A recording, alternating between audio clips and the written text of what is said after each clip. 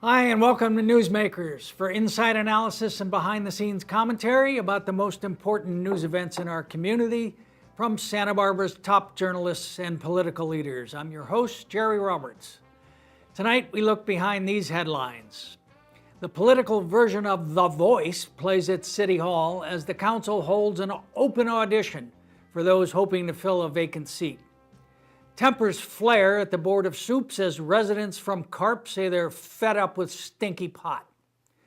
Conservatives push back on the City Council's latest sweetheart deal with unions. And the school board moves towards an important expansion of dual immersion language studies. Our panel tonight, Josh Molina, who covers politics and policy for Newshawk. Nick Welsh, executive editor of the Santa Barbara Independent. Dale Francisco, conservative thought leader and former city council member, and Laura Capps, school board member and liberal social media influencer. Thank you all for coming. So Josh, with Gregg Hart gone from council, the remaining 6 members held tryouts this week for a batch of would-be replacements. Who among the applicants has the best chance of getting 4 votes to be appointed by the incumbents? First of all, Jerry, I decided to come back to the show. You didn't have me as a guest last time. Last week's show was kind of boring. Thanks a lot, Josh.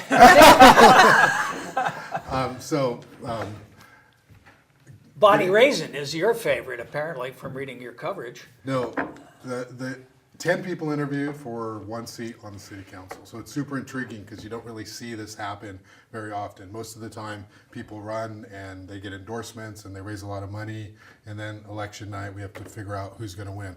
This is a straight shot to City Hall, and this person's going to serve till November.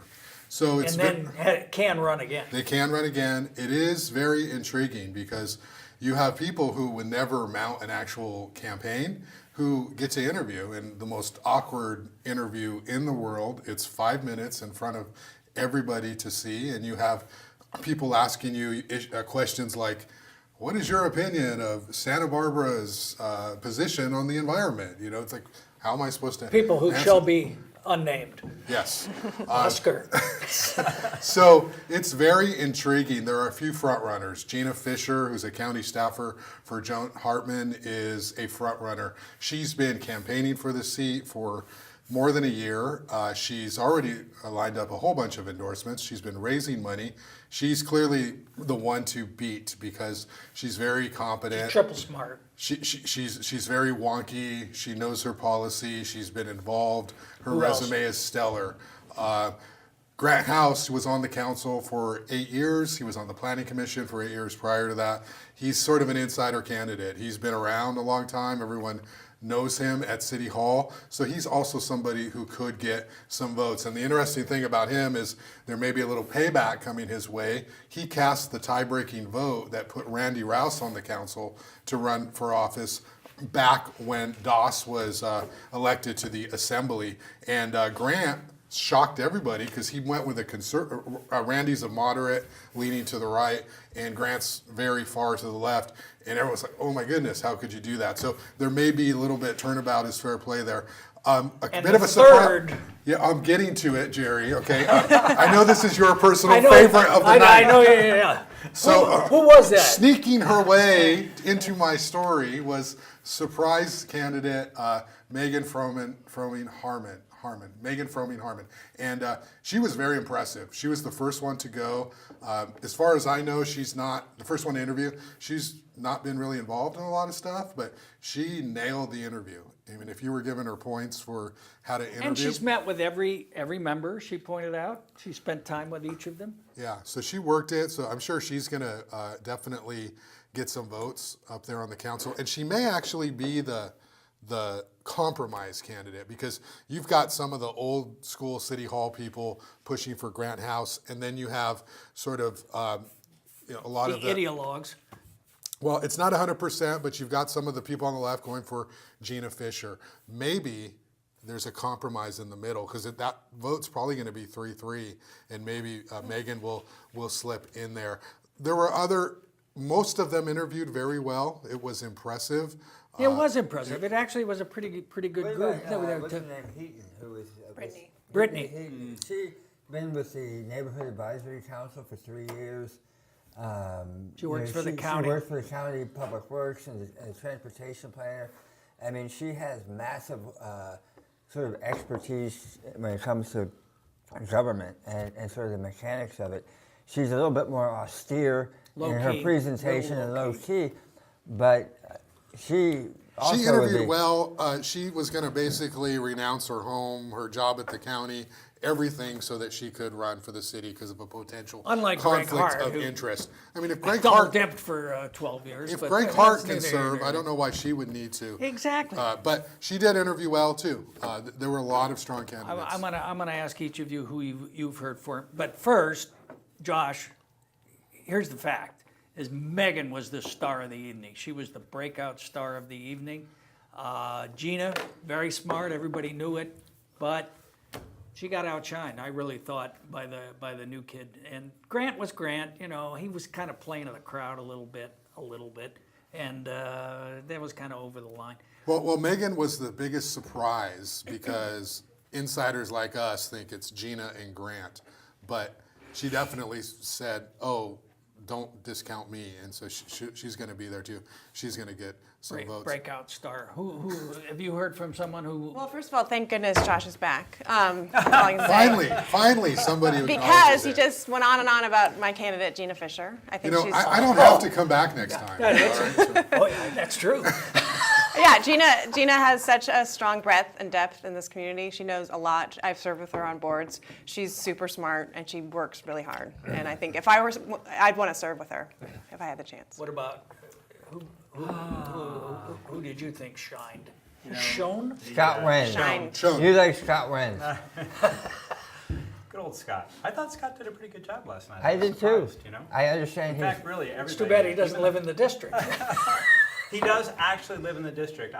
He's lived there for a long time. He's on Move. He has an asterisk though. I know. I Yeah. know. So what did you Doesn't think? matter. What was your? I takeaway? thought that I was impressed by the quality of the candidates. Even the fellow I'd never heard of before, Matthew Namer, who came up last.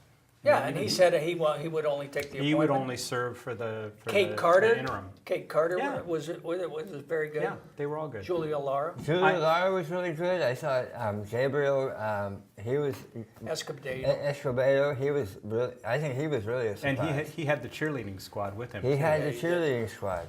He was the millennial candidate. He All right, wants but the question is- tiny homes, microgrid, Yeah, all the talking points. All your right? stuff. But Scooter- the question is, who can get 4 votes? Because there's 6. So who can get 4 votes? I would say that I would say Gina Fisher is the most likely to get 4. What do you think? I'd agree.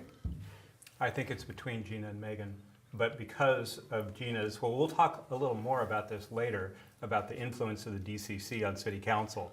Because of that influence, I'm leaning towards Megan. Is the DCC backing Megan? No, They're not backing, correct? Right. Isn't I that don't know if they've made an Well, endorsement. Gail was there last night, and who was Gail backing? Come on, okay. give me a break. So who's going to get 4 votes? It's going to go back and forth, back and week. forth. Yeah. Right. It's not going to be easy. They're going to have to eliminate people. Probably Gina Fisher, because she's qualified. You may not like her politics, but she's qualified, and could be Grant. But here's the thing: Brian Barnwell tried to get appointed to a commission on the city council. He's like a Grant House type, Yep. an old school dude. Old news. He got Randy Rouse's vote. So I don't know how much of this young council, this new council, is really saying, rolling out the red carpet for somebody like Grant House anymore. We'll see. The correct answer is Megan Fremming Harmon will be the. It will be somebody new. I think we all agree on that. And will it just be a series of votes? How Is will it, it work? is it true that Kathy doesn't like Gina?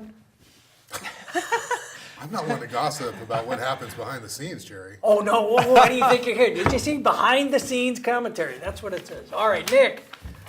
Tempers flared at the Board of Supervisors when a bunch of people from CARP showed up to complain about the implementation of the new marijuana ordinance, and Das Williams, Dione of the Can you say it with a little more contempt? Das Williams who's Come on, Jerry. What are favored you by trying to the say? Cannabis industry, almost got into a fight with somebody, I understand, from reading your coverage. He threw down. Tempers definitely. I mean, you walked into that room, and it was the board of supervisors. It was packed. It was like standing room only. There was an overflow room that was packed as well. People had come from Carpinteria. People had come from the Santa Ynez Valley, where the wine growers are upset about cannabis. Some people near Solvang were upset because a former Montecito Republican named Steve Deckers has now discovered cannabis up in the valley, and he had 360 people signing a petition. Danish Kush. The Danish Kush, right. And then you had, the Tepiscape Canyon people showing up. So you had the red shirts from the south, you had the purple shirts from the north, and they all converged on City Hall. And what did they want? What do they want? Well, what they want to freeze, they want to cap, they want just stop, slow down, whatever you're doing, stop. It's too much, it smells too much, we're being invaded by the smell. The wineries are upset, their tasting rooms are going to be blown away by the vapors and the odors coming off the fields. And so they want some kind of a limit. Stop the train, it's gotten too big. Didn't happen. It didn't happen, wasn't going to happen, but something did happen here.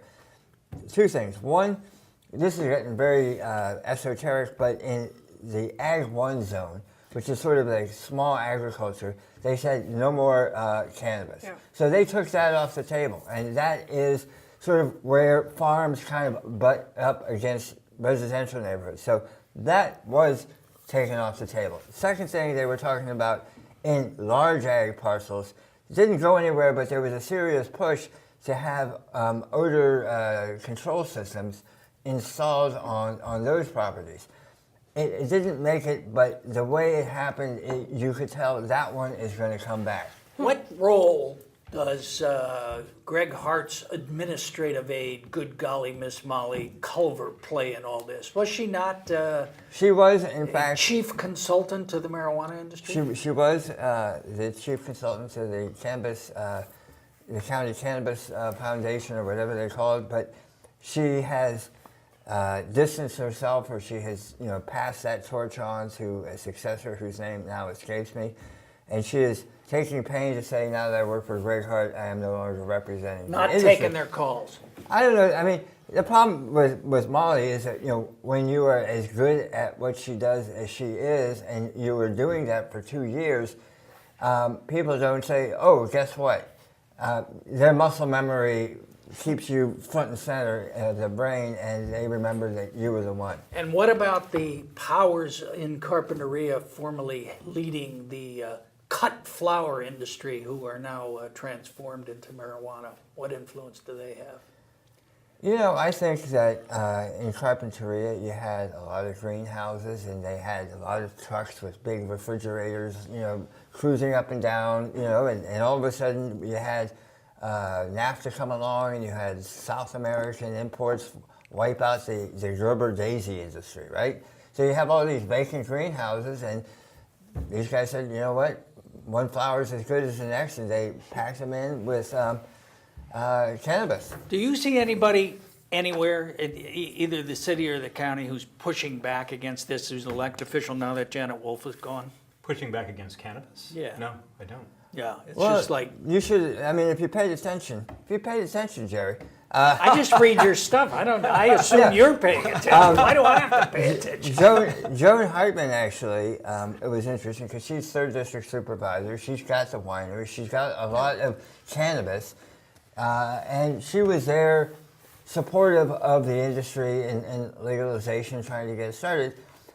The wine, the response now on the wine industry is, well, where were you when we were trying to put this ordinance together? That was your time to speak out. And by the way, 20 years ago, you were the big bad boogeyman destroying the landscape, and isn't it sort of hypocritical for you to come out now saying, oh my God, we're being destroyed by the new kid on the block, cannabis? Is it just the smell, or are there other concerns? Crime?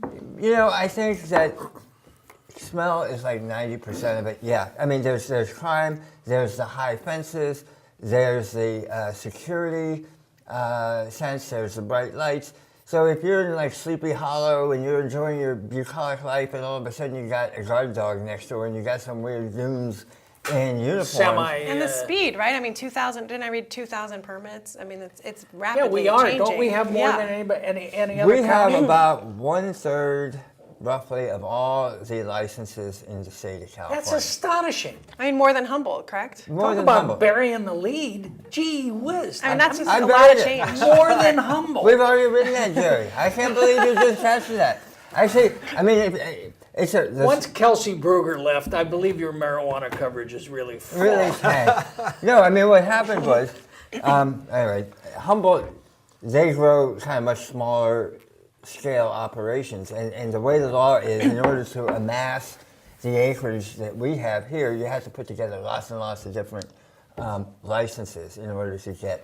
So who's the czar at the county? What's Dennis his? Bozanich. Isn't he trying to like build the brand Santa Barbara, Kush, Santa Barbara, whatever it is? Yeah, He's no. basically a marketer, right? You know, that's one way to look at it. I mean, the state passed a law, the voters voted for it. We wanted to have cannabis. I think Doss Williams to the south and Steve Labanino to the north said, you know what, it ain't oil money, and we need some revenues for the county. People support it. There seems to be an infinite appetite for it, so why not make some money? But it seems like there's a difference between voting for legalization and then voting for a new industry to come in, correct? Right? Yeah, there is. And overwhelm the place. Parenthetically, Yes. Lois Capps, former representative, head of the Cut Flower Yes. Caucus in Congress. Would she now be part of the Cannabis Caucus led by Representative Barbara Lee? You should ask her. All right. You know what was interesting? And our friend Annie Bardock is off the charts with this thing. She's got all She kinds is of leading conspiracy. a recall Doss Williams, make him sleep with the piranha campaign. Yeah, all right. Could be an opening. I'm just saying. All right, Dale, you had a couple of op-eds published recently that were critical of the city's new PLA, Project Labor Agreement right. policy. What is a PLA, and what are your concerns, which I share about it? So, the Project Labor Agreement is an agreement that essentially hands the control of a project over to the unions. That's really what it's about. The unions get to decide who gets hired on a job. They get to decide what the work rules Anything are. $5 million and over, is that what the? 5 million and over is what the proposed ordinance said. My concern obviously is that, well, even if that's all it is right now, there's no reason that the council can't say 2 years from now, well, it's working great for 5 million, let's lower it to 1 million. Or let's make it just all public works projects. And why is it, I mean, to me, it was a solution in search of a problem. Absolutely. Because Gregg Hart and Eric Friedman too, who was a great disappointment to me personally, but It's a bit harsh no, seriously, on because this issue. no, they kept saying, "Oh, this is going to help local workers," but it's not at all. I mean, just from a procedural point of view, this was one of the most astonishing things I have ever seen Santa Barbara City Council do. This was a major, an enormous change in policy. Public Works has been bidding jobs for decades the same way every city in America bids jobs, and that's through a competitive open bidding process. If you're going to change that, you're at least going to ask for a staff report before you do it. You're at least going to say, oh, here's the problem, this isn't working, this is how we can solve it. There wasn't any of that. No, Josh, as you recorded, it was a big jam job by Greg. I mean, what, did he lean on the staff? What happened? I don't think we should ever talk about PLA on television. We just lost half of our ETV. Can we talk about, how Social Security interest rates are, Was it, or when I- was it when I not? worked- Do you agree with We are with good Dale on- that it was an extraordinary breach of process? It was very fast, and it was very atypical for how City Hall usually Can you vets think of things. anything else that was a parallel to it? No. Okay. Well, I mean, there was a report. Rebecca Bjork, Public Works Director, she did weigh in, but it was more of we're going to have to figure it out later kind of thing, but we're going to go in this direction. So it was not, it was not really good public policy, and I don't think anyone really understands it. I think that some people are saying, it's not that bad, and others are saying it's terrible. Here's the thing. You agree with me, do you not, No. Nick, that it was a complete betrayal of the people who voted for Measure C? To raise the sales tax for infrastructure. Can to you build have a new- partial betrayal? I know. You have a I know, partial right. betrayal? Yeah. Because betrayal is a betrayal. No, you can have a partial. No, I mean, this is the deal here. What's going to Nobody happen? talked about a PLA when they were out there. Randy Rouse is furious about this. You know what? You should start hanging out with Annie at some of these meetings. I think you're just looking. When you're waking up in the morning, and what can I get agitated about? I don't sleep. I worry about it. Here's the deal. I think what's going to happen is that they're going to mug that thing in some back room, and they're going to say, we're going to change. The PLA is going to stay intact, but they're going to, instead of reducing the trigger mechanism, so they're going to make it only for much larger contracts, and they're going to water it down. That's true. There has to be a long process, right? Or maybe Steph? delete it entirely. Or I mean, delete there's, it. If there's a depending on who gets the. depending on who gets put in that position in the vacant seat, that could change things. What they said was, we're going to have a PLA. Okay. Well, we saw what the county went through in It hadn't really negotiating worked. one, and in the end, one of the unions refused to Right. sign it, so that went nowhere. So here's my conspiracy theory. This is my Pollyanna conspiracy theory, which allows me to sleep at night. This was a complete cram job by Gregg Hart to pay off his union benefactors a priori at the city level, so that when he goes to the county and those same unions say, Greg, we want your support on these oil projects inland. Ooh. They are going to put out hundreds of thousands of metric tons a year. Greg will say, dude, this is my get out of jail card. Boom, I already paid you. Leave me alone. Now, that is my theory. There is no think you should hang evidence out to with Annie. support it. No evidence to support it. Welcome to Newsmakers with Alex Jones. All right, we got it. So Nick, what about the more likely scenario that Greg says, look at the wonderful thing I did for you at the city, now I'm going to do the same thing at the county. Salud couldn't pull this off, but I can. But I can't. Well, the county already has a PLA, and it's not Is working. Greg gonna run? No, it doesn't have a PLA because it never got signed. Never got signed. Okay. All right. All right. We'll talk about the Monique musical chairs later. Oh, who's that? All right, Laura. So two things on the school board. One, you voted to take the first steps to install dual language immersion studies. What is that, and why does it matter? Because bilingual education is coming back, and I think politically it matters a lot. We've seen a huge change from 1998 with Prop 227.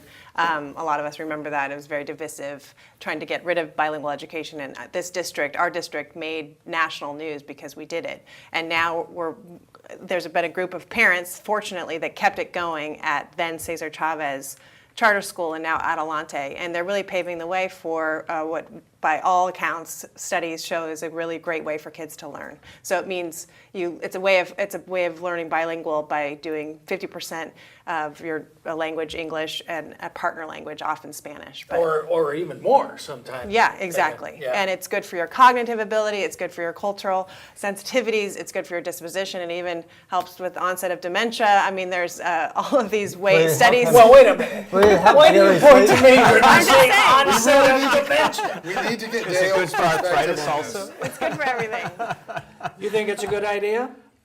I had never heard that we were going back to bilingual education Well, it's until I read beyond the- bilingual, isn't Yeah. it? Dual immersion is actually where both languages are taught about 50%. And so we're looking at a new program that will be in the junior high in 2 years from now. So we're taking time to figure out how the best way to do this, starting in 7th grade, and then also a program in the elementary school. But right now, the district does not have it. And it's the best way to charter learn does. language. That's when, developmentally, people kids are- Exactly, and there's 450 of these programs currently in the state of California since 1998 when they were essentially banned, and now it's growing back. But the previous education secretary said we need to be at about 1,600. So the whole philosophy has changed, thankfully, from a very anti-immigrant time 20 years ago to one that's much recognizing the benefits of this. And there you have it. I saw finally something the school district did right. Okay, now the other thing that was in the news.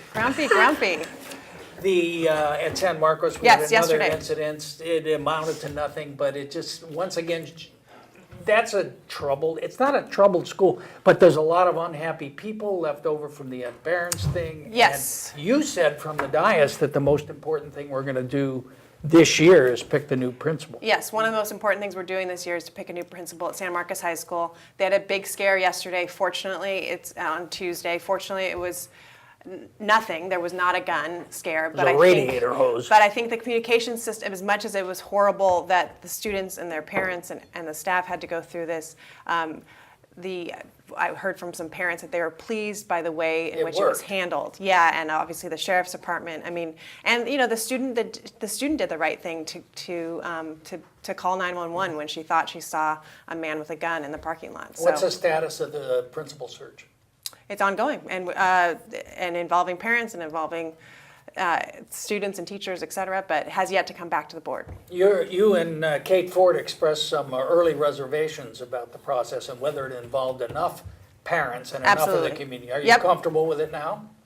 Not fully. I think that there could have been more involvement of parents at the beginning. Yeah. But they will be part of the interview process when it's to that point when there's finalists. All right. Anything new on the Barron suit? Not that I know of. Maybe you do. They're expecting a ruling out this week, aren't they? Well, about the secret memo Right. that was allegedly used, according to Barry Capello, who's representing former Principal Ed Behrens, that was allegedly used to oust him, even though he never had the chance to respond to it. I know you can't talk about that, but is it true or not?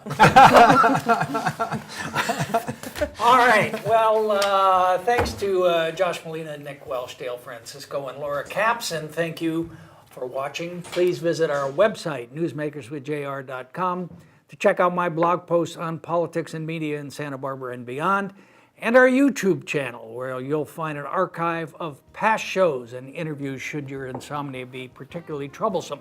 Thanks again to our director, JP Montalvo, to our crew, Lizzie, Ryan, Elliot, Andrew, and Vincent. And as always, to our high-ranking, senior, high-powered, high-energy executive producer, Hap Freund. Thanks. We'll see you next time on Newsmakers.